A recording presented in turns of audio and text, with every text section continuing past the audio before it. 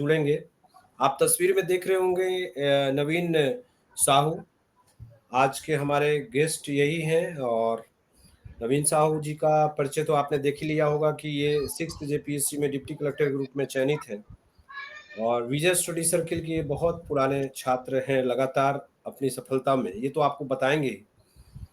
और जैसा कि इन्होंने सफलता काफ़ी मेहनत से हासिल की है और जिसको कहा जाता है कि एक सामान्य पृष्ठभूमि होते हुए भी इन्होंने अपनी मेहनत के बदौलत उस मंजिल को प्राप्त किया जिसके लिए आप लोग एस्पिरेंट हैं। तो आज नवीन जी को बुलाने का पर्पस ये है कि ये अभी जो आपके मन में इंटरव्यू को लेकर शंकाएं चल रही हैं कि किस तरह से इंटरव्यू होते हैं, क्या है, क्या बहुत सारे भ्रांति वे यूट्यूब वगैरह आप खोलते हैं तो आपको यूट्यूब में काफ़ी ज़्यादा ऐसे न्यूज़ मैं भी देख रहा हूँ, आप सब भी देख रहे होंगे ऐसे वीडियोस जो कि मुझे नहीं लगता है कि सही दिशा में ले जाते। तो एक टीचर के रूप में बताना एक अलग एक्सपीरियंस है और एक छात्र जो सफल छात्र है वो अपने मुख से बताए तो उसका अलग एक्सपीरियंस होता है। नवीन काफ़ी फ्रेंडली हैं और नवीन काफ़ी सिचुएशन में अडॉप्ट भी कर जाते हैं। इसलिए आप सब दिल खोल करके नवीन से जो भी सवाल पूछना चाहेंगे वो आप पूछ सकते हैं इनसे इंटरव्यू के रिगार्डिंग में और मुझे लगता है कि आप सब बिल्कुल सैटिस्फाइड होंगे इससे। लेकिन फर्स्ट स्टेज में जो नवीन शुरुआत करेंगे वो अपना अनुभव बताएंगे। नवीन आप जितने चीज को भी रिकॉल करें जिसमें कि आप हॉल में जाने से मतलब रूम में जाने से लेकर के रूम के निकलने तक जो भी घटनाएं आपको याद हो नवीन, वो सब की चर्चा आप कीजिएगा, क्योंकि इनके मन में ये भी रहता है कि हम जाएंगे तो मेंबर्स कैसे रहेंगे, हम गुड मॉर्निंग बोलेंगे, गुड इवनिंग बोलेंगे। किस मीडियम में आपने इंटरव्यू दिया नवीन, कैसे इंटरव्यू दिया? जहाँ तक राइट मुझे सर। जानकारी है आपकी इंग्लिश मीडियम थी रिटेन में, तो आपने यस सर। इंटरव्यू कैसे दिया, क्या इंग्लिश में क्वेश्चन पूछे गए, हिंदी में? तो जितना आपको ध्यान में हो फर्स्ट राउंड में आप उन्हीं बातों की चर्चा कीजिएगा। उसके अच्छा, बाद एक्सक्यूज मी सर, हम्म ऐसा ऐसा हो सकता है क्या कि पहले स्टूडेंट से मैं इंटरेक्शन कर लूं कि क्या-क्या हम्म क्वेश्चंस हैं उनके हम्म दिमाग में जो भी चल रहा हो, उसके बाद फिर हम्म। मैं अपना एक्सपीरियंस शेयर कर लूं उनसे पूरे डिटेल में, जैसा आप आप बोले सर। जैसा चाहें वो भी हो सकता है, उससे बहुत फर्क नहीं पड़ता है। आप उनसे ही पहले पूछ लीजिए ताकि उनका आइडिया आपको हो जाए कि आप जो है उनके मन में क्या क्या चल रहा है, क्या जिज्ञासाएं चल हैं। रहा है? राइट तो सर। कुछ सवाल एक साथ ले लीजिएगा, एक एक सवाल का जवाब देने में तो काफी लंबा हो जाएगा। काफ़ी लंबा हो तो जाएगा। 2-3 क्वेश्चन कौशल जी ऐसा करेंगे आप, हेलो, हाँ सर। रेज हैंड करवा लेंगे और 2-3 स्टूडेंट्स का सवाल आप एक साथ ले लीजिएगा। फिर नवीन भी सुनते रहेंगे उस सवाल को और नवीन पहले जवाब दे देंगे, फिर अपना इंटरव्यू का एक्सपीरियंस वो शेयर करेंगे, क्योंकि मैं देख रहा हूँ जैसे जैसे समय बीत रहा है पार्टिसिपेंट्स की संख्या बढ़ रही है। तो पहले स्टूडेंट से ही आप हैंड रेज करवा लीजिए कि वो क्या क्या नवीन से पूछना चाहते हैं। लास्ट में स्टूडेंट्स में फिर कहना चाहूंगा कि आप में से जो लोग देर से ज्वाइन किए कि आपके साथ है नवीन साहू जो 6 जेपीएससी में डिप्टी कलेक्टर के रूप में चयनित है और ये हमारे विजय स्टडी सर्किल के स्टूडेंट रहे हैं। और आज का पर्पस यही है कि आप उनके ही जुबानी सुने कि इंटरव्यू किस तरह से होता है। जैसा कि नवीन ने सुझाव दिया है कि पहले आपकी जिज्ञासाओं को वो जानना चाहेंगे कि आपके मन में इंटरव्यू को लेकर क्या है। धीरे धीरे करके नवीन सारे प्रश्नों का जवाब देंगे और फिर अपना एक्सपीरियंस भी बताएंगे। तो ये कोई ऐसा स्टीरियोटाइप नहीं है कि ऐसा ही हो, बीच में अगर नवीन को लगेगा कुछ बताने का तो वो बीच में भी बता देंगे। श्योर और सर, श्योर। हाँ, ये स्टीरियोटाइप हमको नहीं चलना है, एक ऐसा चलना है जिसमें कि पर्पस इसका सॉल्व हो कि बच्चे थोड़ा फ्री हो जाए। अब मेरा रहना अब इस शो में उचित नहीं होगा, क्योंकि मैं नवीन का भी सर रहा हूँ और आप लोगों का सर हूँ ही। तो इसमें आप फ्री नहीं हो पाएंगे, इसलिए मैं अब इस मीटिंग को लीव कर रहा हूँ Naveen. Yes sir, hello, thank you sir. मैं इस मीटिंग को लीव कर रहा हूँ, कौशल जी रहेंगे आपकी सहायता के लिए और वो आपको सहायता करेंगे, ठीक है? और मैं उम्मीद करता हूँ कि आपका प्रोग्राम सफल रहेगा और स्टूडेंट्स काफ़ी लाभान्वित होंगे, ठीक है? Yes sir. Okay all the sir. Best to Naveen and rest of the students. Thank you thank sir. You. Okay.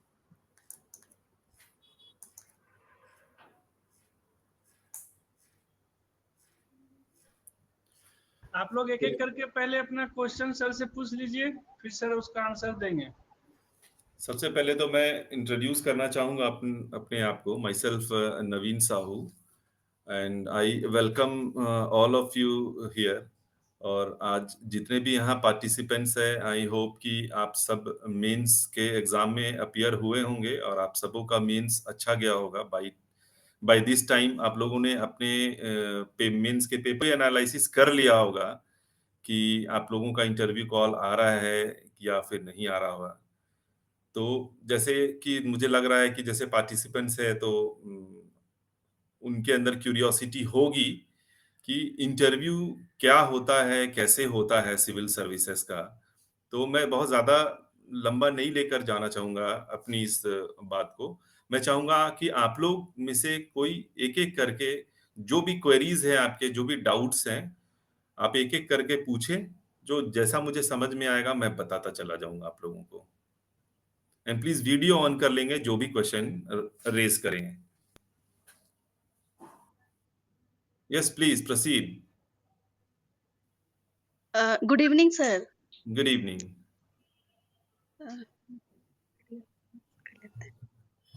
Sir मैं मुक्ता बोल रही हूँ। Yes, yes. जी। सर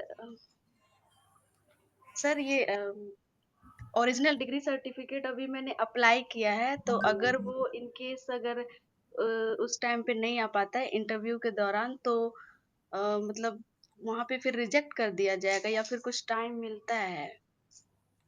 देखिए, टाइम ये तो अच्छी बात नहीं है कि डिग्री सर्टिफ़िकेट आपके पास अभी तक नहीं है, जी। क्योंकि आपके जब इंटरव्यू कॉल्स आ जाएँगे और जिस दिन आपका इंटरव्यू का डेट रहेगा, ठीक उससे 1 दिन पहले आपका वेरिफ़िकेशन होना है। क्लास 10 से लेकर के अपडेट जो भी आपने डिग्री लिया है, वहाँ सारे ओरिजिनल सर्टिफ़िकेट्स आपको वेरीफ़ाई करवाने होंगे वहाँ पे। तो आप अपनी कोशिश करें, अपने तर्ज से, अपने लेवल से कोशिश करें कि वो डिग्री सर्टिफ़िकेट आप निकलवा लें। क्योंकि डिग्री सर्टिफ़िकेट आपको दिखाना ही पड़ेगा, कंपल्सरी है दिखाना वहाँ, सर वो क्योंकि फिर इमीडिएट प्रॉब्लम होगा। मतलब दे देते हैं, लेकिन वही कॉल लेटर जब आएगा तो फिर वो तत्काल देंगे, लेकिन अभी थोड़ा लेट कर रहे हैं वही देने में। ओके, वही ओके, अभी लेट कर रहे हैं। क्या क्या टाइम दिया उन्होंने देने का? सर जैसे अभी मार्च में ही मैंने अप्लाई किया था, कोविड की वजह से वो कह रहे थे कि अभी मतलब पॉसिबल नहीं हो पा रहा है, लेकिन अभी ऑनलाइन कर दिया है, तो फिर टाइम ऐसे देखो बताया नहीं है, आपके लेकिन पास वही उसका वो तो होगा ना, कॉपी तो होगा डिग्री का? प्रोविज़नल प्रोविज़नल सर है, प्रोविज़नल है, प्रोविज़नल। हाँ, हो जाएगा काम, प्रोविज़नल से हो जाएगा काम आपका। आप वो बोलिएगा कि ये रीज़न वहाँ पे जब वेरिफ़िकेशन हो आपका, तब वो बता दें आप अपना रीज़न कि आपने अप्लाई किया हुआ है, ओरिजिनल जैसे आएगा, आप फिर वहाँ जाकर के जेपीएससी में जमा कर सकते हैं। जी, ठीक है? जी। ओके। थैंक यू और सर। कुछ? नहीं, अभी तक ओ सर वही ओके। फर्स्ट टाइमर है, मतलब फर्स्ट टाइम मेंस दिए हैं, तो थोड़ा-सा मतलब ठीक तो गया है, बट लास्ट लास्ट क्वेश्चन थोड़ा-सा गड़बड़ा गया है, तो वही थोड़ा-सा दिक्कत कर नहीं, रही नहीं, ऐसा कोई बात नहीं है। फर्स्ट टाइमर तो बहुत प्रोबेबल चांसेस होता है कि फर्स्ट अटेम्प्ट में सिविल सर्विसेज क्लियर होता है, रेदर इट इज़ यूपीएससी और स्टेट पीसीएस। क्लियर तो फर्स्ट टाइमर जो फर्स्ट अटेम्प्ट लेते हैं, उनका बहुत ज़्यादा प्रोबेबल चांसेस होता है कि उनका क्लियर हो जाए एग्ज़ाम। और थोड़ा अगर एग्ज़ाम थोड़ा खराब हुआ है मेंस, तो उसमें कोई घबराने की बात नहीं है। अगर आपका 10 टू 15% भी पेपर कोई एक पेपर खराब हो गया है, 20 मान लेते हैं 25%, तो बाकी रेस्ट ऑफ द पेपर्स आपके अच्छे गए होंगे। उस रेस्ट पेपर्स में आपके नंबर्स अच्छे आएँगे एंड आप देखिएगा कि आपका इंटरव्यू कॉल आ जाएगा। केवल 1 पेपर थोड़ा खराब हो गया या 2 पेपर खराब हो गया है, वो बिल्कुल डिसाइड नहीं करता है कि आपका इंटरव्यू कॉल नहीं आ सकता है। साइंस मेरी भी अच्छी नहीं हुई थी।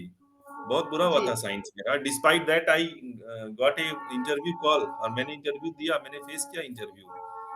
तो अगर आपके बाकी पेपर्स अच्छे हुए हैं, तो आप मुझे लगता है आपको इंटरव्यू का प्रिपरेशन स्टार्ट कर देना चाहिए। Okay, yes sir, okay. Thank you sir, thank you. Okay, welcome. Anyone?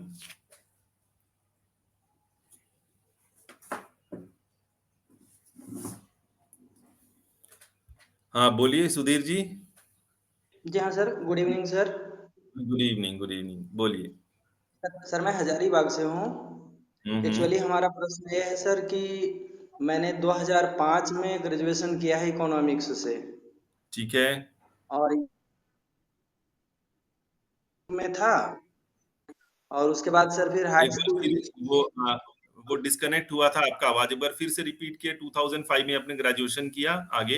हाँ सर, 2005 में ग्रेजुएशन किया सर, उसके बाद मैं पारा शिक्षक में था।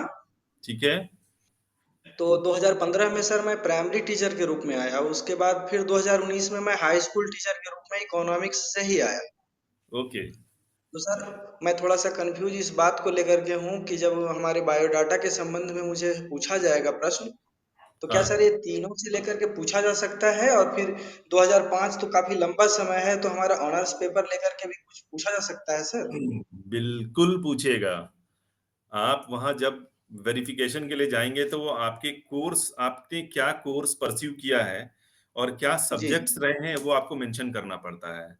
और वही जी कॉपी जो है वो इंटरव्यू बोर्ड के सामने आपकी फाइल चली जाती है, और वो बिल्कुल फाइल ऐसे खोल करके देखते हैं और देखते हैं कि आपका ग्रेजुएशन हो या इंजीनियरिंग हो, किस पेपर में हुआ है। और चूंकि आप हाई जी स्कूल, प्राइमरी और हाई स्कूल टीचर आप इकोनॉमिक्स के ही रहे हैं, तो जी सर। बिल्कुल एक्सपेक्टेड है कि आपको क्वेश्चंस इकोनॉमिक्स से पूछे ही जाएंगे। तो आप इकोनॉमिक्स के लिए बिल्कुल प्रिपेयर रहें, वो पूछेंगे आपसे इकोनॉमिक्स से, क्योंकि मेरा भी इकोनॉमिक्स था ग्रेजुएशन में। मुझे जी इकोनॉमिक्स सर। से बहुत लंबा चौड़ा मेरा डिस्कशन, मतलब काफी लंबा था मेरा इकोनॉमिक्स के ऊपर क्वेश्चन वो। तो काफी मुझे मुझे बोर्ड से ये काफी फेस करना पड़ा था इकोनॉमिक्स को लेकर के। तो यू जी जी just be prepared that they are going to put a questions in front of you from economics. ठीक है, जी सर। ओके। और सर ये सर्विस को लेकर के जो सर्विस पार्ट है, उससे संबंधित भी प्रश्न हो सकते हैं? हाँ, सर्विस में जैसे या एडमिनिस्ट्रेशन आप पहले देते हैं, तो पुलिस आप पहले देते हैं, तो यहाँ ऐसा सर मैंने हमेशा पुलिस नहीं को बता होता है। दिया है। जी आपको पुलिस सेवा देना है। जी सर। हाँ, तो वो पूछ सकते हैं कि आप पुलिस सेवा में क्यों जाना चाहते हैं, despite police service is very challenging compare to other services. प्रशासन जी से और शिक्षा से, चाहे फिर वो उपनगर आयुक्त जो भी है, जो भी पोस्ट अभी इस 7th जेपीएससी में है, वो पूछ सकते हैं आपसे कि आप क्यों लेना चाहते हैं। तो आपको उस पे प्रिपरेशन करना पड़ेगा अपने, जो आपका आंसर्स बिल्कुल अलग होना चाहिए औरों से, ताकि बोर्ड ये बिल्कुल हम समझ सके कि आपकी प्रायोरिटीज जो है वो बिल्कुल क्लियर है, आपके कंसेप्ट्स क्लियर हैं कि why do you want to opt for the police service. वो कन्विंसिंग रिमार्क्स आपके आंसर्स में होने चाहिए। नहीं तो अगर वो आप अगर पूछे और आप कुछ आप थोड़ा बहुत डाइवर्ट करेंगे, तो जिधर आप डाइवर्ट होंगे बोर्ड उधर ही चली जाएंगी, और फिर पता चला कि जी आपका इंटरव्यू खराब हो जाएगा। ओके, तो उस पे प्रिपेयर आप अच्छे से करिए, अगर पुलिस सर्विस पहला ऑप्शन देना है तो। जी हाँ सर। सर एक अंतिम हाँ, प्रश्न है सर। श्योर, बोलिए। सर ऐसा है कि जैसे मेरी आदत है, मतलब क्या जाए, हॉबी बोला जाए या जो आदत बोला जाए, कि प्रत्येक दिन पूजा करने की आदत है, और मैं तिलक लगाता हूँ। ठीक है, तो सर जैसे तो क्या इंटरव्यू बोर्ड के मतलब अंदर जो चाहे सामने मैं तिलक लगा के जा सकता हूँ या नहीं, ये चीज इसका कोई साइड बिल्कुल इफेक्ट जा पड़ सकते सकता है? हैं, बिल्कुल जा सकते हैं, कोई दिक्कत नहीं है। आप तिलक लगा करके जा सकते हैं, आप 4 अंगूठी पहन के जा सकते हैं, हाथ में रक्षा धागा बांध के जा सकते हैं। उनको इससे हाँ कोई मतलब नहीं है, बिकॉज़ जी the sir. Knowledge of your test of your knowledge has already been conducted in the mains examination, and yes sir. subsequently the personality test will be conducted by them. वो यस। आपके भीतर administrative traits देखते हैं कि whether a student sitting in front of me is facing a civil services interview, तो क्या उसके अंदर वो एडमिनिस्ट्रेटिव ट्रेट्स हैं क्या, वो OLQs उसके अंदर दिख रहे हैं, ऑफिसर्स लाइक क्वालिटी वो दिख रहे हैं क्या उसके बातों में, उसके पर्सनालिटी से, उसके ड्रेसिंग से, उसके प्रेजेंटेशन से। तो इसलिए कोई दिक्कत नहीं है, आप आराम से तिलक लगा के जा सकते हैं। जी धन्यवाद sir. Okay, most welcome. Further questions?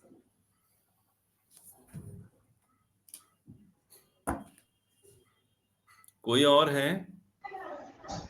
Deepika good evening पूछिए, सर। हैंड रेज किए हुए गुड हैं। इवनिंग। सर एक क्वेरी था सर रिगार्डिंग ड्रेस का लेके सर। प्लीज वीडियो ऑन कर लें आप अपना। जी जी सर।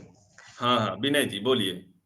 जी सर। सर अभी जैसे समर सीजन चल रहा है, तो ड्रेसिंग सर जैसे नॉर्मली 3 पीस सूट लोग पहनते हैं, टाई शर्ट, तो सर क्या प्रेफरेंस देना चाहिए अभी के मौसम के हिसाब से? देखिए हमारा इंटरव्यू तो फरवरी से लेके मार्च के महीने तक चला था। जी 24 सर। फेब से स्टार्ट होकर के 5th मार्च तक इंटरव्यू हमारा चला था। तो सर। इसमें ड्रेसिंग कोड जो आपका ड्रेस कोड होगा, वो तो आप फॉर्मल डाल के जाएं। एक ट्राउजर, अच्छा डार्क कलर का ट्राउजर, लाइट शर्ट आप पहन सकते हैं, white is more preferable, light sky blue भी बहुत बढ़िया है। और उसके साथ आपको एक एग्जीक्यूटिव टाई जरूर डालें। वो आपकी सर। पर्सनालिटी को एनहांस कर, स्मार्ट लगेंगे आप, अच्छा लगता है। सर। क्योंकि हमारे जितने भी इंटरव्यू में हमारे सहयोगी साथी थे, कई लोग तो क्वालिफाई भी कर गए। तो हम सब लोगों ने मैक्सिमम यही ड्रेस पहन रखा था। ट्राउजर था, शर्ट था और एग्जीक्यूटिव टाई था।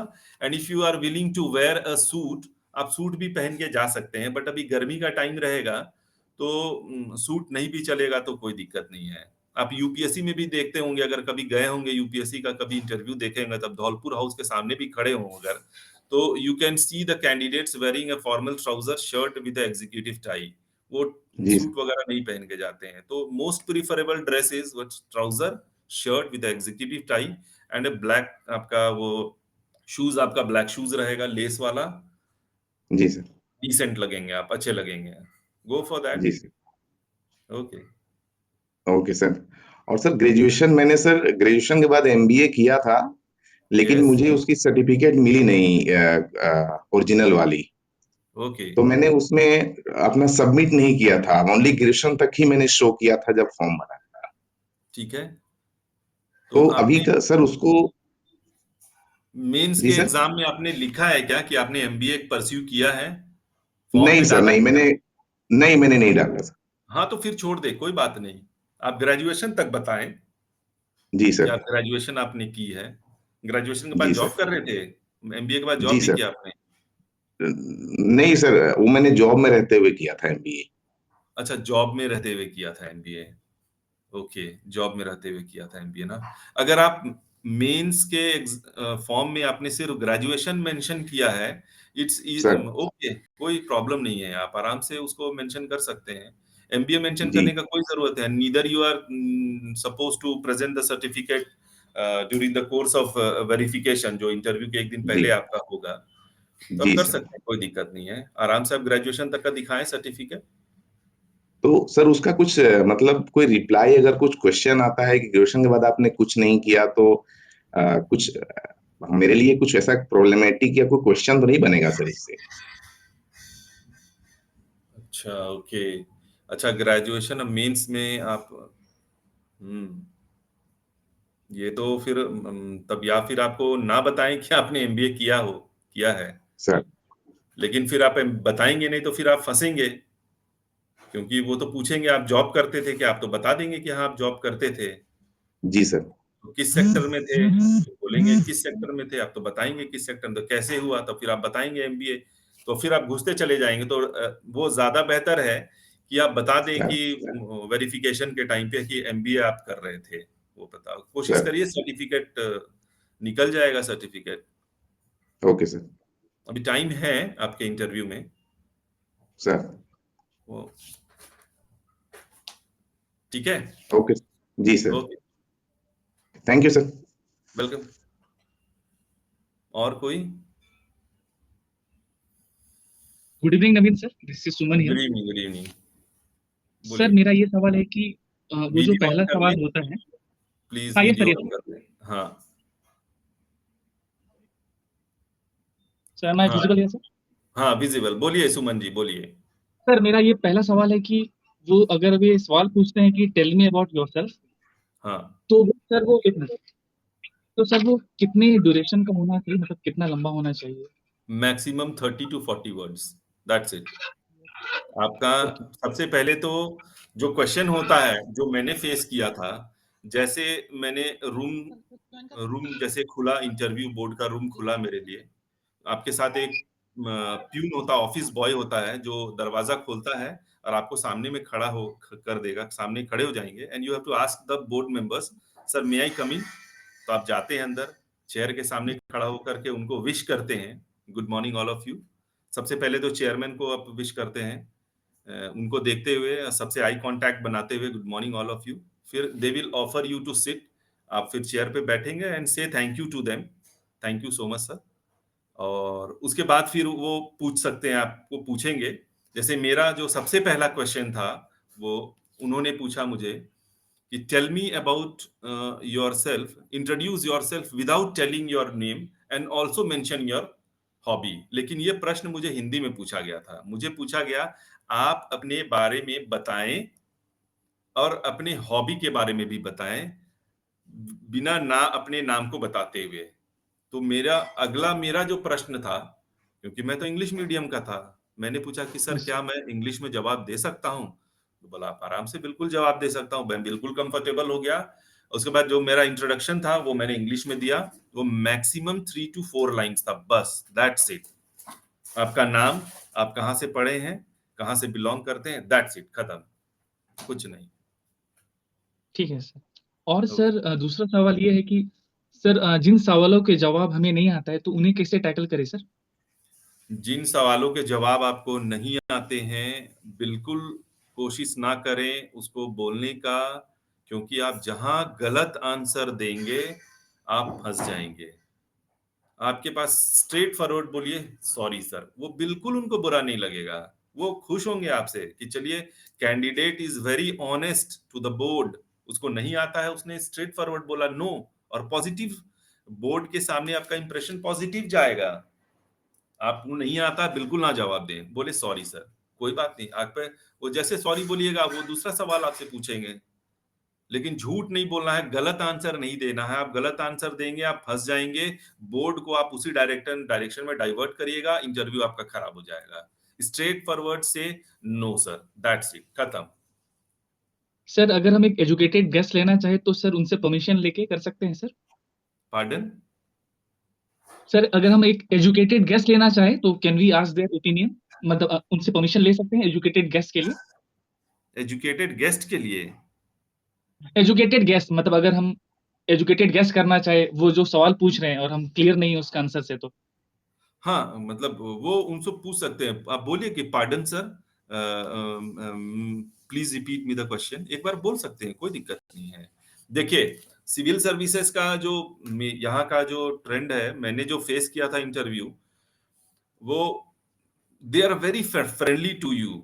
एक्चुअली वो बहुत बिल्कुल आराम से आपसे बात करते हैं, एंड उसी कन्वर्सेशन और उसी इंटरव्यू के दौरान आपकी जो भी पर्सनालिटी ट्रेट्स हैं, आपके बातों से, आपके बॉडी लैंग्वेज से, आपके आई कांटेक्ट से, उनको जो भी जज करना होता है वो जज करते हैं। अगर आप किसी क्वेश्चन को आप दोबारा भी उनको पूछ सकते हैं कि sir pardon pardon me sir, can you please repeat me the question, तो वो रिपीट करेंगे। वो बिल्कुल इस चीज को अदरवाइज नहीं लेंगे, आप कर सकते हैं। लेकिन वो जो बोर्ड का रूम होता है, वो उसमें इतना रहता है कि वो कुछ भी पूछेंगे वो आराम से आपको सुनाई देगा। डिस्टेंस काफी होता है, द ढाई ढाई मीटर का करीब डिस्टेंस होता है बोर्ड और आप में। आप बिल्कुल अलग से उनको दिखाई देंगे। सामने में 5 बोर्ड मेंबर्स रहते हैं इंक्लूडिंग चेयरमैन, वो आपको बिल्कुल साक्षात देख रहे होते हैं टॉप टू बॉटम। तो आप बिल्कुल डरे हुए, बिना हेजिटेट करे हुए, आप बिल्कुल उनको बोलिए ये बात, सर कोई एक्चुअली दिक्कत मेरा सवाल था कि अगर वो कोई सवाल पूछ रहे हैं और अगर मैं मुझे क्लियर आंसर नहीं पता है, नहीं। तब हाँ, सर क्या मैं एजुकेटेड गेस कर सकता हूँ? मेरा ये सवाल था सर एक्चुअली। नहीं नहीं नहीं नहीं, गैस मत करिए आप, that will go wrong. Okay sir, sir the last question is, normally sir हम सुनते हैं कि कभी कोई बोलते हैं कि उनका इंटरव्यू काफी कोऑपरेटिव था, काफी मतलब इंटरव्यूअर्स, कभी हम सुनते हैं कि काफी स्ट्रेस था। तो सर ये ऐसा वेरिएंट क्यों होता है, मतलब व्हाट एग्जैक्टली वो करना क्या चाह रहे हैं, मतलब इंटरव्यूज कैंडिडेट से? देखिए, मैं तो उनकी बात करूंगा कि जिनकी कोऑपरेटिव भी रही है और जिनका एक्सपीरियंस खराब भी रहा है। अच्छा, just wait for a while, मुझे एक मेरा बहुत इंपॉर्टेंट कॉल आ रहा है, मैं थोड़ा कॉल ले लेता हूँ अपना। Okay sir.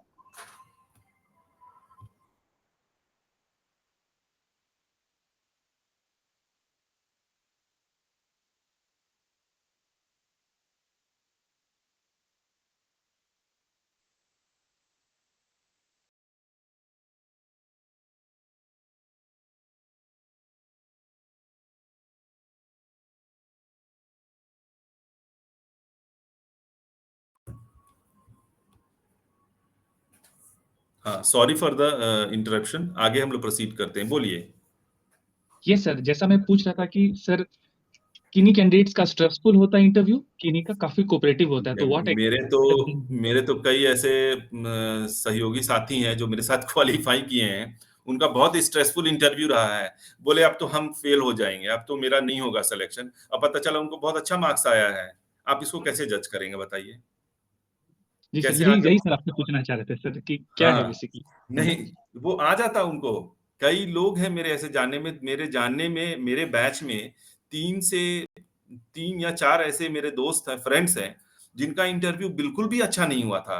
चेयरमैन उनको बहुत ग्रिल किया, बहुत सारे क्वेश्चंस पुट अप किए और वो बताने में असमर्थ हो पा रहा था। लेकिन वो पता चला उसको अच्छा स्कोर किया है। एक को 68 आया है, किसी को 76 आया है, किसी को 61 आया है, इस तरह से। तो उसके लिए आपको कोई दिक्कत नहीं है। बस वहाँ गलत नहीं बोलना है, नर्वस नहीं होना है, ठीक है? प्रॉपर आई कॉन्टैक्ट बना के रखें and be honest to your reply. नहीं आता है उनको स्ट्रेट बोलिए, सॉरी सर। कोई भी क्वेश्चन पूछा एकदम आपको लगा कि नहीं बता पाएंगे, sorry sir. Okay, and sir last सवाल कि जो पैनल हमसे पूछ रहे हैं को सवाल, केवल उन्हीं को जवाब देना है कि साइड से थोड़ा बहुत देख सकते हैं बाकी पैनल्स को भी, नहीं, या कितना? जो भी देखिए 5 जैसे मेंबर्स हैं, तो हो सकता है चेयरमैन के अलावे बाकी 5 मेंबर्स हैं, आपको कोई भी मेंबर्स आपको क्वेश्चन पुट अप कर सकता है। तो जिन्होंने आपको क्वेश्चन पुट अप किया है, make a eye contact to him. लेकिन आपका जो आंसर का करने का जो दौर रहेगा, उसमें आप बाकी सारे बोर्ड मेंबर्स को बढ़िया से, अच्छे से आई कांटेक्ट करके ये अपने आंसर अपना जवाब दीजिए। सब लोगों से आई कांटेक्ट आपको बनाना है। Okay? Thanks sir, thanks. Okay, welcome.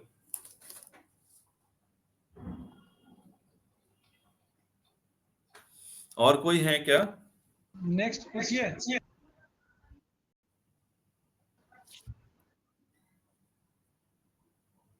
Deepika hand raise किए हुए, कुछ पूछना है? और किन्हीं का कोई सवाल है? अब कोई पूछेंगे नहीं सर, अब आप बेसिक डिटेल अब आप बता दीजिए। अच्छा ठीक है। तो अब ऐसे भी 30 मिनट्स हो गए हैं। तो हाँ। अगर कोई मैं बता देता हूँ अपने मेरा क्या एक्सपीरियंस था इंटरव्यू का। हाँ। तो फिर जैसे मैं बता दूंगा उसके बाद आप लोगों को कोई क्वेरी होगी तो definitely you can put me the queries, मैं आंसर दे पाऊंगा। तो मैं शुरू करता हूँ, मेरा क्या एक्सपीरियंस था, मेरा कैसे स्टार्ट हुआ था इंटरव्यू एंड ऑल।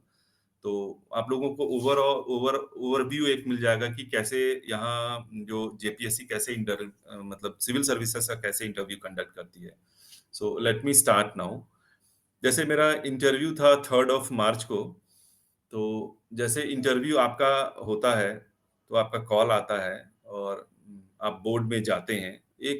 बिल्कुल एक सामने आपके साथ एक ऑफिस बॉय रहता है, वो बिल्कुल जो बोर्ड का जो बोर्ड रूम होता है वो दरवाजे को खोल देगा। आप बिल्कुल दरवाजे के सामने बोर्ड मेंबर्स के सामने खड़े हैं। तो मैं भी उसी तरह मैं खड़ा था। मैंने पूछा कि मे आई कम इन सर? मैं अंदर चला गया। चूंकि मेरे बोर्ड में कोई भी फीमेल बोर्ड मेंबर्स नहीं थी, तो मैंने सिर्फ सिंपली उनको बोला, good morning all of you sir, good morning all of you sir. तो उन लोगों ने भी मुझे विश किया गुड मॉर्निंग। फिर मैं बिल्कुल खड़ा था, 2-3 सेकंड तक मैं खड़ा था अनटिल एंड अनलेस उन लोगों ने मुझे बोला कि now you can have a seat. उन लोगों ने बोला हैव अ सीट। उसके बाद में बैठा। बैठने के बाद मैंने उनको थैंक यू बोला। हो उसके जाएगा। बाद फिर उसमें से कोई एक जो जो भी बोर्ड मेंबर्स थे, शायद चेयरमैन ही थे, उन्होंने बोला कि इंट्रोड्यूस आप अपने आप को इंट्रोड्यूस करें विदाउट टेलिंग योर नेम, बिना नाम बताए हुए, और आपको अपने हॉबी को भी मेंशन करना है। तो बोले ठीक है। तो मुझे तो हिंदी में तो हम मैं बोल नहीं पाता, मैं तो इंग्लिश मीडियम का था। तो मैंने उनको मेरा जो अगला प्रश्न था मैंने उनको ये बोला कि कैश पेमेंट की जगह तुम 500 रुपये कैन आई क्या सर मैं इंग्लिश में जवाब दे सकता हूँ? बोर्ड एकदम तुरंत से मेरे को कोऑपरेट करते हुए बोली कि हाँ बिल्कुल जवाब दीजिए इंग्लिश में, कोई दिक्कत नहीं है। कोई एक बोर्ड मेंबर था, उन्होंने बोले, धीरे से बोला, हाँ कोई दिक्कत नहीं। उसके बाद मैंने अपने आप को इंट्रोड्यूस किया। नाम तो वहाँ बोलना नहीं था, इंट्रोड्यूस किया। फिर मैंने अपनी हॉबी को भी मैंने बताया। तो जैसे हॉबी में क्या था कि सबका अलग-अलग हॉबी होता है। तो मेरा हॉबी है एज़ ए मैं परकशनिस्ट हूँ, एक्चुअली मैं रॉक ड्रम प्ले करता हूँ। परकशन में जैसे ढोलक है, कोई भी ऑक्टा पैड है, वो मैं प्ले करता हूँ। तो मैंने पूछा कि मैंने बताया कि हॉबी मेरा ये रॉक ड्रम प्ले करना है। तो उसमें से एक मेंबर ने मुझे बोला कि क्या प्ले करते हैं आप? तो मैंने बोला रॉक ड्रम, बस वो फिर शांत हो गए, फिर कुछ नहीं। फिर तुरंत रैपिड फायर क्वेश्चन था जी सामने में, तुरंत उस समय पत्थलगड़ी 2020 में बहुत बर्निंग इश्यू था हमारे इंटरव्यू के टाइम पे। अगला जो क्वेश्चन था उनका कि what is Pathalgadi, what do you mean by Pathalgadi? तो मैंने बताया कि सर पत्थलगड़ी जो है कि जो बताना था मैंने उनको बता दिया, इंग्लिश में मैंने बोला पत्थलगड़ी का, बोला ओके। तो वो मुझे लगा कि चलो वो कंटेंटेड है, सेटिस्फाइड है मेरा आंसर सुन करके। उसमें से जस्ट उनके बाजू में एक बोर्ड मेंबर बैठे हुए थे, उन्होंने पूछा so okay tell me then why it is in controversy. तो मैंने बता दिया जो उस समय कंट्रोवर्सी हुआ था, क्या रीजन था कंट्रोवर्सी का, तो बता दिए। तो फिर उन्होंने बोला कि क्या ये कंट्रोवर्सी होना चाहिए, ये सही है ये कंट्रोवर्सी? तो मैंने बोला कि सर ये कंट्रोवर्सी तो सही नहीं है। तो फिर मैंने एक फंडामेंटल राइट से एक मैंने कोट किया आर्टिकल 19 को, जो फ्रीडम ऑफ मूवमेंट जो देता है कि you can move freely with in India, नहीं जो with in the territory of India you can move freely. तो मैंने उसको इस आर्टिकल को मैंने कोट करके उनको आंसर दिया। तो वो बोले ओके ठीक है। उसके बाद तुरंत अगला रैपिड फायर था कि यू आर फ्रॉम रांची। हम बोले yes sir I am from Ranchi. From Ranchi you belong to which place? तो मैंने बोला सर मैं रांची से, मैं अरगोड़ा से मैं बिलोंग करता हूँ। तो बोला ओके अरगोड़ा से बिलोंग करते हैं, तो आपके अरगोड़ा के पीछे थोड़ा साइड में एक एचईसी करके है, तो have you heard the name? बोला डेफिनेटली सर। तो एचईसी की स्थापना कब हुई थी, इंग्लिश में मुझे पूछा उन्होंने, मैंने बता दिया 1952। बोले कौन से 5 ईयर प्लान में था? मैंने बता दिया सेकंड 5 ईयर प्लान में सर ये आया था। ओके। फिर एक बोर्ड मेंबर ने पूछा फिर आरएमसीएच के बारे में पूछा कि डू यू नो आरएमसीएच? तो मैंने बोला यस सर आरएमसीएच में जानता हूँ। तो what is the full form of RMCH? मैंने बता दिया Rajendra medical college and hospital. तो बोला कि बट ना अभी तो शायद वो नहीं इस नाम से जाना जाता है। तो बोला कि मैंने फिर बताया कि हाँ sir now it is known as RIMS, that is Rajendra institute of medical sciences. तो way back in 2011 it was renamed as RIMS. तो बोले ओके ओके ठीक है, फिर खत्म हो गया बात। उसके बाद उसमें से एक जो बोर्ड मेंबर्स था उन्होंने पूछे कि what were the subjects in your graduation? तो हम बोले sir political science, economics, English and Hindi. जो पॉलिटिकल साइंस वाला जो मेरा टॉपिक था वो मेरा थोड़ा वीक सेक्शन था मेरा वो। तो मुझे तो थोड़ा सा नर्वसनेस हुआ कि अब तो लगता है कुछ पूछेंगे क्या। तो फिर तुरंत उन्होंने 2-3 पॉलिटिकल साइंस के ऊपर थ्योरीज के बारे में, उन्हें एकदम थ्योरी के बारे में पूछने लगा। और मैं जो पॉलिटिकल साइंस में तैयारी करके गया था वो मुझे नहीं आता था। मैंने बैक टू बैक 3 क्वेश्चन पे मैंने नो सर, सॉरी सर। फिर पूछा एक question, have you heard, can you name some of the political philosophers? तो मैंने बोला Harold J Laski and sir Montesquieu and sir Aristotle, Plato, मैंने बोला उनको। तो तो उन्होंने बोला कि क्या प्लेटो के सिद्धांत को आप can you name the theory of Plato? मैंने बोला सॉरी सर। फिर कुछ उन्होंने एक मुझे याद, मैं रिकॉल नहीं कर पा रहा हूँ, एक क्वेश्चन मुझे उन्होंने पूछा पॉलिटिकल साइंस से, सॉरी सर। फिर एक क्वेश्चन पूछा मुझे पॉलिटिकल साइंस से, सॉरी सर। वो एक ही इंटरव्यू मेंबर थे बोर्ड में, उन्होंने 3 क्वेश्चंस मुझे पॉलिटिकल साइंस से पूछा। मैंने स्ट्रेट फॉरवर्ड उनको बोला सॉरी सर। अब तो मुझे बहुत घबराहट होने लगा, तो क्या करें? फिर मैंने अपने आप को कंपोज किया, क्योंकि अभी तो 7-8 मिनट ही गुजरे थे इंटरव्यू के, 6 या 7 मिनट हो चुके थे इंटरव्यू के। तो उसमें से फिर एक जो बहुत इंपॉर्टेंट क्वेश्चन जो बोला कि इकोनॉमिक्स, क्योंकि मैंने अपना सब्जेक्ट बताया था, उनका जो अगला क्वेश्चन था कि what do you mean by GDP. मैंने बताया कि GDP is the final value of final goods and services which is produced within the territory of country in a given financial year or per year। इस तरह से मैंने उनको definition बता दिया। फिर वो बोले अच्छा ओके। फिर बोला कि now India is facing economic slowdown, can you cite the reasons, that what are the reasons behind the economic slowdown. तो मैंने उनको 2005 में मैं उनको लेकर के गया कि जो रिलायंस का जो अल्ट्रा मेगा पावर प्रोजेक्ट्स जो स्टार्ट हुआ था, जो सासन में था, मुंड्रा में था, कांडला गुजरात में, या 3 या 4 था, तो उन लोगों ने कैसे हेवी लोन लिया था, वहां से मैंने उनको बताना शुरू किया। वहां से बताते बताते मैं उनको चाइना तक लेके आया। फिर उस समय 2 देशों के बीच में कुछ स्टैंड ऑफ भी, कुछ प्रॉब्लम भी चल रहा था, वो रीजंस भी मैंने उनको दिया। हाँ सॉरी, यूएस चाइना जो ये था स्टैंड ऑफ था, मैंने उनके बारे में वहां तक मैं लेकर के उनको आया, मैंने बताया। तो ये जो मेरा इकोनॉमिक्स वाला जो सेक्शन था, ये मेरा काफी लंबा था। मेरा जो इकोनॉमिक्स वाला सेक्शन था, ये मुझे लगता है कि 4 से 5 मिनट मुझे लगा उनको ये चीज बताने में। तो ओके, तो फिर उसी में से कोई एक जो थे, हम कोई एक मेंबर थे जो सबसे मेरा जो इम्पोर्टेंट क्वेश्चन था, जिसपे मेरा अच्छा और मुझे लगता है बहुत मैंने सेटिस्फैक्टरी उसका आंसर भी किया था, दैट वाज अबाउट रांची। बोले यू बिलोंग टू रांची? बोले yes sir, I belong to Ranchi. बोले where do you reside here in Ranchi? बोले मैं सर यहाँ पे हरमू हाउसिंग कॉलोनी में रहता हूँ। तो व्हाट आर द, उनका अगला क्वेश्चन था कि being a residents of Ranchi, you have been living here from a long time, so is there any changes have you observed in the recent years? I'm like, definitely sir, I have observed the changes. So what are the reasons? Can you cite some of the changes? I'm like, फिर मैंने बताया कि sir, due to rapid growth of urbanization, there have been a tremendous increase in the population, and as I witnessed, there is also a migration of population from rural to urban in the search of employment opportunities. Due to urbanization, there have been a lot of avenues of employment in the Ranchi city. So youth from the rural areas, they have migrated to the Ranchi in seek of employment and their livelihood. मैंने उनको बताया, उन्होंने पूछा what else? तो उन्होंने मुझे अगला question जो पूछा, वो उन्होंने बोला कि what are the reasons of urbanisation.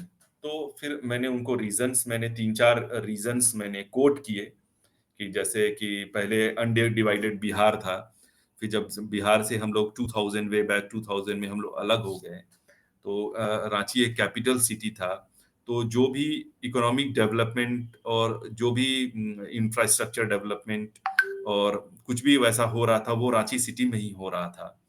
तो और एक कमर्शियल हब भी रांची बन रहा था, धीरे-धीरे ग्रेजुअली ग्रो कर रहा था, वो मैंने उनको साइट किया। और फिर मैंने बताया कि रिटेल में भी बहुत बूम आया है, तो मैंने कुछ रिटेल्स के नाम भी कोट कर दिए, जैसे रिलायंस ट्रेंड, बिग बाजार एंड रिलायंस मार्ट। मैंने इन सब के बारे में मैंने उनको कोट कर दिया कि ये सब जो आया है, तो रिटेल बिजनेस में भी काफी बूम आया है, तो उसके कारण उसमें भी जो है एम्प्लॉयमेंट अपॉर्चुनिटीज काफी हैं, तो उसमें भी एम्प्लॉयमेंट मिल रहे हैं। एक तो फिर मैंने ये बताया, फिर बोला कि what are the problems of due to the urbanisation. तो आपने बताया, you told okay, we are well aware that due to urbanisation जो है पॉपुलेशन प्रेशर बढ़ गया, and what are the reasons of urbanisation, क्यों बढ़ा ये। तो मैंने उनको रीजंस भी, मैंने अभी आप लोगों से डिस्कस किया कि मैंने उनको रीजंस भी मैंने अर्बनाइजेशन से बता दिया। उसके बाद जो उनका अगला क्वेश्चन था अर्बनाइजेशन से कि what are the problems in the Ranchi city due to the urbanisation, और ये टॉपिक हम लोगों को विजय स्टडी सर्कल में बहुत अच्छे से तैयार करवाया गया था कि जो भी रांची सिटी से हैं या रांची डिस्ट्रिक्ट से हैं, उनको ये टॉपिक बहुत अच्छे से तैयार करना है कि क्यों आपको बताना है कि रांची सिटी में क्या क्या प्रॉब्लम है। तो मैंने एक-एक करके प्रॉब्लम्स मैंने कोट करना शुरू किया। वो भी विजय स्टडी सर्कल में ही मुझे बताया गया था, मैंने बताया। सबसे पहले तो आप लोग जो ऑब्जर्व कर रहे होंगे, ट्रेमेंडस pressure on the traffic congestion बढ़ गया। फिर उसके बाद फिर क्या हुआ कि पॉपुलेशन होने के कारण क्या हुआ कि अर्बन एग्लोमरेशन बढ़ने लगा। अर्बन एग्लोमरेशन व्हाट यू से लाइक कि सिटीज के आउटसाइड जो डेवलपमेंट होने लगे, that was unplanned urban development, जो रेडियल कॉरिडोर्स में होने लगे। तो what is radial corridors? Radial corridors होते हैं कि लाइक जैसे नेशनल हाईवे है NH-75, जो रातू वाला जो एरिया है, रातू मांडर वाला एरिया हो गया। फिर आप इधर आप जैसे कांके होते हुए आप जब ओरमांझी की तरफ बढ़ते हैं, उस साइड डेवलपमेंट, फिर इधर खूंटी की तरफ, सिंह मोड़ की तरफ डेवलपमेंट। तो रेडियल कॉरिडोर्स है, तो रोड के साइड में डेवलपमेंट होने लगा, घर बनने लगे, दुकानें बनने लगी। तो ये क्या है? पार्ट ऑफ अर्बनाइजेशन है ये। तो ये मेरा काफी लंबा चला। मैंने उनको बताया कि रेडियल कॉरिडोर्स में डेवलपमेंट होने लगे। फिर मैंने उनको बताया कि अनप्लान्ड अर्बन डेवलपमेंट हो रहा है। तो अब क्यों हो रहा है अनप्लान्ड अर्बन डेवलपमेंट? तो लोग आ रहे हैं, लैंड परचेज कर रहे हैं, घर पहले बना ले रहे हैं, ड्रेनेज बन ही नहीं रहा है। ड्रेनेज नहीं बनने के कारण ड्रेनेज का भी प्रॉब्लम हो रहा है, एंड लिमिटेड रिसोर्सेस है, उसके ऊपर भी प्रेशर पड़ रहा है पॉपुलेशन का। फिर से मैंने बोला कि what is the most significant change you have observed here in Ranchi from the last year? मुझे लगा सिग्निफिकेंट चेंजेस में क्या जानना चाह रहे हैं। मुझे तुरंत स्ट्राइक किया कि sir there have been as being resident of Ranchi, I have witnessed there has been a rise in the temperature, average temperature in Ranchi. तुरंत बोले okay, there has been a rise. What is the reason behind the rise in the temperature in Ranchi? तो मैंने बताया उनको कि sir एक तो बहुत ज्यादा अर्बनाइजेशन हो गया, पॉपुलेशन प्रेशर हो गया है, and sir the most important is that the development is the wide scale infrastructure development in Ranchi has led to the concretization of the city, which has led to the inland heating, and this inland heating has finally given a result consequently to a rise in the average temperature of Ranchi. बोला okay. तो मुझे लगा कि इस answer से वो लोग काफी सेटिस्फाइड थे। मैंने उनको एकदम स्पेसिफिक होकर के मैंने 2-3 रीजंस कोट किए कि क्यों टेम्परेचर रांची में बढ़ गया। फिर उसके बाद जो सबसे ज्यादा उनका मुझे लग रहा था कि अब अगला क्वेश्चन शायद मुझे वो यही करेंगे। अगला जो उनका क्वेश्चन था वो ये था कि सो what solutions you can think that what can be the best possible solutions to for these problems? तो मुझे जो रैपिड मुझे लगा कि जो प्रॉब्लम्स कैसे इसको ये किया जा सकता है, मैंने वो बताया। बोले सर कि ड्रेनेज सिस्टम को सर सबसे पहले तो ये करना होगा सब। फिर मैंने बताया कि government has also planned for the smart city का कंसेप्ट आ रहा है सर हमारे टाउन में, और ये सक्सेसफुली इम्प्लीमेंट भी हो चुका है और इसके ऊपर काम भी हो रहा है। तो बोले ओके स्मार्ट सिटी। तो फिर बोले कि और क्या हो सकता है?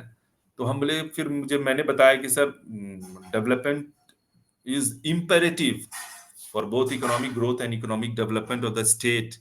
तो इम्पेरेटिव मतलब ये बहुत अर्जेंट है कि सर डेवलपमेंट होना तो बहुत जरूरी है, लेकिन डेवलपमेंट्स के साथ जो नेगेटिव जो है, जैसे डिफॉरेस्टेशन हो जा रहा है, तो we should assure and government should also make a plan or implement such schemes that जहां भी डेवलपमेंट हो रहे हैं, अगर वहां कुछ बिल्डिंग आ रहा है, कुछ इंफ्रास्ट्रक्चर बन रहा है, तो ऐसे भी एश्योरेंस होने चाहिए कि इंफ्रास्ट्रक्चर डेवलपमेंट के साथ ट्री प्लांटेशन भी वगैरह भी जो है एश्योर किया जाए।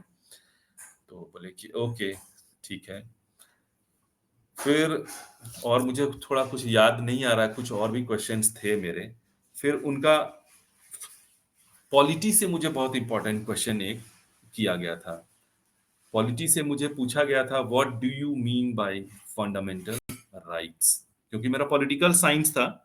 तो आप लोग देख रहे होंगे कि मेरा इकोनॉमिक्स और पॉलिटिकल साइंस पेपर था, तो क्वेश्चन वो कहाँ से प्रिपेयर करके मुझे पूछ रहे थे।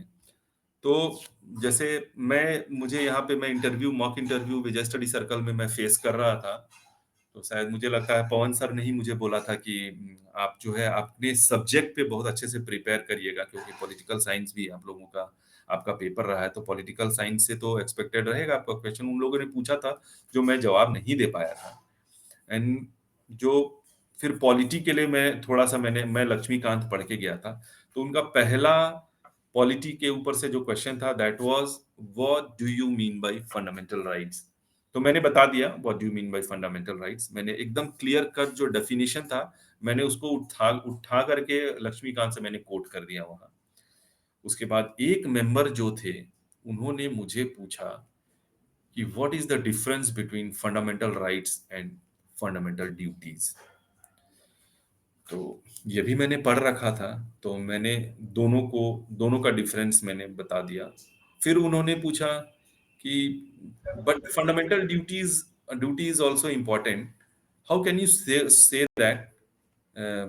तो मैंने उनको कोट किया ये रीजन कि sir there is a provision in the constitution about fundamental duties that article 37 के तहत fundamental duty have been made fundamental for the governance of the country. और इस तरह से फंडामेंटल ड्यूटीज को जो कॉन्स्टिट्यूशन एम्पावर की है, मैंने उनको ये बताया। तो बोले फिर उन्होंने बोला कि ओके। फिर उनका जो अगला क्वेश्चन था मेरा इसके ऊपर पंचायती राज के ऊपर, उन लोगों ने मुझे पॉलिटी के ऊपर क्वेश्चन पूछा, पंचायती राज के ऊपर शेड्यूल पूछा। पंचायती राज के बारे में मैंने थोड़ा फैक्ट्स था, शेड्यूल पूछा, मैंने शेड्यूल्स मैंने बता दिए। फिर थोड़ा सा उन्होंने मुझे पेशा के बारे में पूछा, panchayat extension of schedule areas, मैंने वो बता दिया। फिर जो मेरा सबसे लास्ट क्वेश्चन जो था, क्योंकि मैंने पेशा पूछा था, शेड्यूल एरियाज मैंने बोला उनको, तो उन्होंने मुझे पूछा what do you mean by schedule areas. तो शेड्यूल एरियाज के बारे में तो मैंने पढ़ रखा था मैंने पॉलिटी में, तो थोड़ा मैंने वो जो मुझे आता था मैंने वो बता दिया। मुझे लगा मैं काफी सेटिस्फैक्टरी में उनको आंसर में दे पाया था। फिर वो लोग फिर देखे बोर्ड जो है, तब तक मुझे लगा कि 17-18 मिनट हो चुके थे, 19 मिनट्स अप्रॉक्स चला था मेरा इंटरव्यू, 19 to 20 मिनट्स। फिर उसके बाद उन लोगों ने मुझे बोला कि ओके।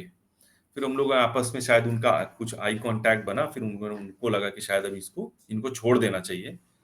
तो उन्होंने मुझे फिर बोला कि okay you can leave now. फिर मैं अपने चेयर से उठा, मैंने बोला thank you all of you, उनको मैंने बोला। फिर मैं वहां से बोर्ड रूम मैंने लीव कर दिया। अब देखिए मेरा इंटरव्यू था, आपको जवाब मिल गया होगा मेरा। मैं 9:30 में मैंने ये डिस्कशन शुरू हुआ था, अभी 9:50 हो गया, तो 20 मिनट्स मेरा 19 से 20 मिनट्स मेरा इंटरव्यू मेरा चला था। और मुझे काफी सेटिस्फैक्शन भी था इंटरव्यू देके, और बाय ग्रेस ऑफ गॉड मुझे इंटरव्यू में अच्छे मार्क्स भी आए। अब बताएं, आप लोग कुछ पूछना चाहते हैं? सर आपके जॉब प्रोफाइल से क्या क्या क्वेश्चन पूछे गए थे?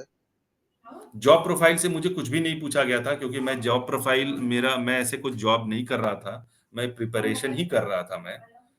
तो सिर्फ उन्होंने पूछा था कि ग्रेजुएशन में आपके क्या सब्जेक्ट थे, मैंने बता दिया मैंने ग्रेजुएशन में क्या सब्जेक्ट थे। उस सब्जेक्ट से उठा करके उन्होंने क्वेश्चन पूछा, क्योंकि मैं वर्किंग नहीं था। उन्होंने मेरे जॉब के बारे में पूछा नहीं, आर यू वर्किंग और नॉट, क्योंकि मैं कहीं नौकरी कर भी नहीं रहा था। मैंने अपने उस पे मैंने डाल भी नहीं रखा था, आप जब जाएंगे फॉर्म फिल करेंगे, तो मैंने डाला भी नहीं था कि मैं कहीं नौकरी कर रहा हूँ या जॉब, तो मुझे जॉब से पूछा ही नहीं गया था। Hello sir. Yes sir good evening sir. Good evening. Sir एक क्वेश्चन था कि जैसे आपका सब्जेक्ट पॉलिटिकल साइंस था, इकोनॉमिक्स था, ये सब था, तो अगर जैसे मेरा subject sir engineering, electrical engineering आपका, पक्का तो सर बिल्कुल पूछेंगे। मेरे कि से कोई प्रोबेबल क्वेश्चंस क्या हो सकते हैं बनेगा सर? इलेक्ट्रिकल। मेरे फ्रेंड मेरे जो मित्र थे, मेरे साथी इंटरव्यू दिए थे, उनका इलेक्ट्रॉनिक्स एंड टेलीकम्युनिकेशंस था, उनको बहुत सारे क्वेश्चंस पूछे गए थे इलेक्ट्रॉनिक्स एंड टेलीकम्युनिकेशन से, और बहुत अच्छे स्टूडेंट थे उनका। हालांकि सिलेक्शन नहीं हो पाया, लेकिन काफी ब्राइट स्टूडेंट है, तो मुझे लगता है इस बार हो जाएगा उनका। उनसे पूछा गया था ये चीज, तो आप तैयार रहिए कि आपको पूछा ही जाएगा आपके इलेक्ट्रिकल इंजीनियरिंग से। Okay, sir. Thank you. Yeah, welcome. Any further questions? Sir hello sir. Yes, yes. Hello Yeah, हाँ बोलिए। जी सर मैंने मेंस इंग्लिश मीडियम में दिया है बट मैं इंटरव्यू हिंदी में देना चाहती हूँ बट जो टिपिकल हिंदी मतलब कुछ वर्ड है वो मतलब जल्दी से याद नहीं आते तो उसकी जगह पे इंग्लिश वर्ड यूज कर सकते हैं। अब वीडियो ऑन करेंगे। जी मैं मुक्ता बोल रही हूँ। जी सर। हाँ हाँ हाँ, बोलिए बोलिए बोलिए। जी मतलब सर मैंने मेंस इंग्लिश में दिया है इंग्लिश में इंग्लिश दिया है मीडियम आपने। में जी और लेकिन इंटरव्यू हिंदी में देना चाहती हूँ बट जो टिपिकल हिंदी वर्ड है कभी कभी वो तुरंत माइंड में वो स्ट्राइक नहीं रिकॉल होते नहीं हैं। कर पाते हैं आप। जी तो फिर उसको आपकी इंग्लिश इंग्लिश की में फ्लुएंसी कैसी है? सर उतनी अच्छी नहीं है मतलब नहीं है, तो छोटा आप सा। बेहतर हो कि आप हिंदी में इंटरव्यू दें। और जो तो कभी एकदम साधारण शब्दों का चयन करिए ना, बहुत जी ज्यादा आपको हाई-फाई भी वहाँ नहीं बोलना है, एकदम सिंपल, जितना सिंपल आप वहाँ आंसर करिएगा, ऑनेस्ट एंड सिंपल रिप्लाई करेंगे, वो बोर्ड को इम्प्रेस करेगा, बिल्कुल। और आप देखिएगा कि पवन सर के यहाँ भी जब आप लोग अभी विजय स्टडी सर्कल में क्लासेस करेंगे, मॉक का लेंगे, जी तो जो सर लोगों से भी फीडबैक आप जैसे मॉक जब फेस करेंगे तो पवन सर लोग फीडबैक देते हैं कि आपका इंटरव्यू कैसा था, आपको क्या और कमी है। तो मुझे भी यही बोला गया था, जैसे मैं इंग्लिश भी बोल रहा था, तो बोले कि आप बिल्कुल सिंपल और सरल शब्दों का चयन करिए और एकदम प्लेन और ऑनेस्ट रिप्लाई दीजिए। एकदम simple and honest reply, board पे अच्छा मैसेज जाता है। तो वही मैंने भी किया। तो सर यानी हिंदी कि में दे सकते हैं अगर इंटरव्यू। हिंदी में दे रहे हो तो प्योर हिंदी होना चाहिए बीच में इंग्लिश का वर्ड यूज नहीं कर सकते। नहीं, नहीं, नहीं, नहीं, आपको हिंदी में ही देना होगा। आपको हिंदी में ही देना होगा, एकदम। मैंने उनको बोला कि सर मैं इंग्लिश में जवाब दे सकता हूँ? उन्होंने बोला कि हाँ, आप इंग्लिश में जवाब दे सकते हैं। अब मेरा पूरा इंटरव्यू उसके बाद इंग्लिश में ही हुआ। I did not uttered a single Hindi word. नहीं बोला मैंने। आप नहीं बोल सकते हैं। आपको हिंदी में बोल रहे हैं, आपको हिंदी में ही देना होगा। सर जैसे कि आपसे सिटी के बारे में बहुत पूछा गया तो हाँ, जैसे मैं पर्टिकुलर एक सिटी में ज्यादा दिन तक नहीं रही हूँ जैसे 3-3 साल 4-4 साल 5-5 साल एक मतलब अदर स्टेट आपका से रही हूँ। आप तो सर झारखंड से हैं? जी जी मतलब बर्थ मेरा सिमडेगा हुआ है लेकिन पढ़ाई आधी पढ़ाई धनबाद में फिर आधी कोई पढ़ाई दिक्कत नहीं है। पंजाब वो में हुई वो है जी। आपकी पढ़ाई कहाँ से हुई वो वहाँ नहीं पूछेंगे, लेकिन आपके गृह जिला के बारे में वो ज़रूर पूछेंगे, सिमडेगा से। तो सिमडेगा के तो ऊपर अच्छे बर्थ से तैयारी करिए। अभी तो आप लोगों के इंटरव्यू क्लासेस लगेंगे, तो उसमें पवन सर बताएँगे कि क्या-क्या इम्पोर्टेंट क्वेश्चन्स है, क्या-क्या टॉपिक्स है जिस पे आपको फ़ोकस करना है और कैसे उस पे तैयारी करना है, वो पवन सर करवा देंगे आप लोगों को तैयारी। लेकिन आप जिस डिस्ट्रिक्ट से हैं, वो गृह जिला के ऊपर आपको अच्छे से तैयारी करके वहाँ की टोपोग्राफी, वहाँ की डेमोग्राफी, वहाँ का कल्चर, वहाँ का हिस्टोरिकल इम्पोर्टेंस, क्या सिग्निफिकेंस है, वहाँ का फॉरेस्ट वगैरह सब कुछ आपको बढ़िया से प्रिपेयर करके जाना पड़ेगा और बहुत चांसेस रहा ब्राइटर चांसेस होता है वो पूछते ही हैं। सर और मेरा बीटेक किया मैंने प्रोडक्शन इंजीनियरिंग में तो उससे हुँ। किस तरह के क्वेश्चन आ सकते हैं। आपके प्रोडक्शन इंजीनियरिंग से ही पूछेंगे क्वेश्चन, पूछेंगे पक्का। हो सकता ना भी पूछें, लेकिन आप कहीं वर्किंग भी थे क्या? नहीं सर मतलब बीआईटी से ग्रेजुएशन करके फिर मतलब ऐसे 2 साल का गैप है कोई दिक्कत नहीं उसके है, बाद गैप से कोई दिक्कत नहीं है, लेकिन हाँ, पूछेंगे वो, प्रोडक्शन इंजीनियरिंग से पूछेंगे। इंजीनियरिंग से पूछते हैं, उनका फेवरेट एरिया होता है, पूछेंगे, वो आपके एजुकेशन से ज़रूर पूछेंगे उठा करके, इसलिए प्रिपेयर करके जाएँ। ठीक okay sir okay, okay thank you so much. Welcome. और कोई क्वेश्चन? किन्हीं का और कोई क्वेश्चन है? जी हाँ सर। हाँ, बोलिए। सर मैं पूछना चाह रहा हूँ कि ये जो पुलिस सेवा के लिए जो मेडिकल होती है सर, हाँ, उसमें किन-किन चीज़ों पर सर ध्यान देना ज़रूरी होता है? किन-किन चीज़ें होती हैं मेडिकल सर? तो आपका देखिए अभी तो मेडिकल तो पहले इंटरव्यू जिस दिन आप देंगे आपका सेकंड डे ही उसके वेरी नेक्स्ट डे आपका एक मेडिकल होता है, जो मेडिकल जी। पूरा बन के जाता है आयोग को। उसी के आधार पे आपको फिजिकली फिट आपको मेडिकल बोर्ड आपको फिजिकली फिट करार देती है और फिर मेरिट लिस्ट आपका प्रिपेयर प्रिपेयर होता है। और जहाँ तक कि मेडिकल का बात रहा है पुलिस सेवा के लिए, तो वैसा एज सच आपका कुछ मेजर प्रॉब्लम नहीं होना चाहिए। फिजिकली फिट तो होना ज़रूरी है पुलिस सेवा के लिए, और कोई मेजर कुछ फिजिकल एलिमेंट्स नहीं होना चाहिए आपको। कोई प्रॉब्लम नहीं होना चाहिए, हार्ट रिलेटेड कोई प्रॉब्लम नहीं होना चाहिए, कोई फिजिकल कोई डिफॉर्मिटी नहीं होनी चाहिए आपकी, क्योंकि काफ़ी टफ ट्रेनिंग होता है पुलिस सर्विस का। जी। हाँ, तो जब पुलिस में आपका सिलेक्शन होगा तो मेडिकल तो आपका, तब आपका बहुत डिटेल में आपका मेडिकल होगा। ओके? जी हाँ सर। ओके। ठीक, थैंक यू और सर। कोई? वेलकम।